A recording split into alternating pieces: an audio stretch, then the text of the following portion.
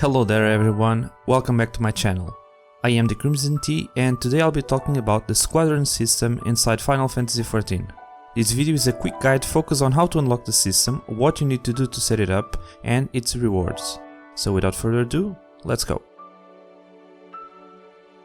So Squadrons is a way for you to make a party of NPCs, train them and send them on missions. But the most interesting part is that you can do dungeons with them, which is particularly awesome if you are leveling a DPS job because you get instant queues. No longer will you be stuck trying to spam a couple dungeons with 15-minute queues. Besides that, Squadrons also allow you to send your NPCs into missions, kinda like ventures, where they gain XP and may bring back some interesting buff items.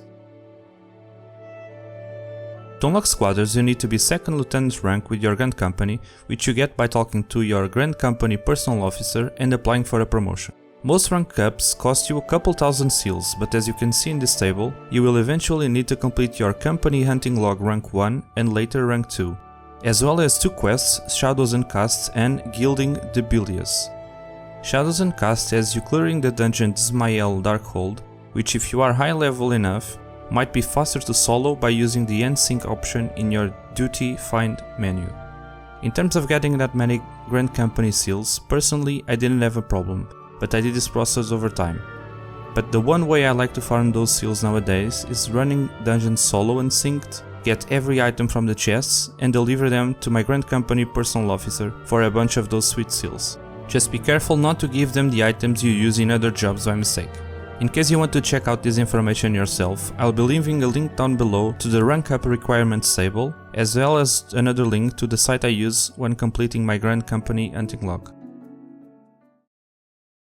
So when first starting, you'll need to get at least 4 recruits before sending them into missions, and you want to do that so they can level up in order to unlock command missions. More on that later.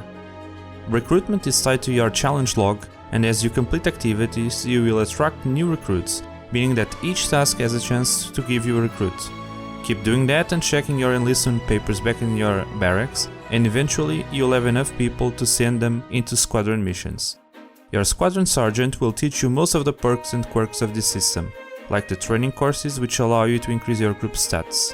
Currently you can only have up to 8 squadron members, but aiming for 2 tanks, 2 healers and the rest a mix of DPSers should be more than enough and provide you with enough variety to be able to simultaneously send 4 of them into a squadron mission while taking 3 others with you into a dungeon. One of the main attractive points in the Squadron system is the command missions, allowing you to pick 3 of your squadron members and go into a dungeon with them, bypassing the queue instantly, which is pretty awesome, especially if you are playing a damage dealer job and queues are up high. Personally, I like taking ranged damage dealer NPCs with me because I tend to do better AoE spells, but anything will be fine. Once inside you'll notice 3 new buttons in your interface, which allow you some degree of control over your group. Don't sleep on these spells because some of the time your NPCs will be a little not so clever, and with these tools you can make up for that somewhat. The dungeons shouldn't take too long as these NPCs have plenty of HP, are nearly immune to AoE damage and also deal a decent amount of damage. But if you are in a good party with other players that would still be faster than command missions, that is if you have instant queues. A small note regarding these dungeons is that the system only works up to dungeons level 60, and because of that, during Stormblood you won't have access to NPC companions for dungeons.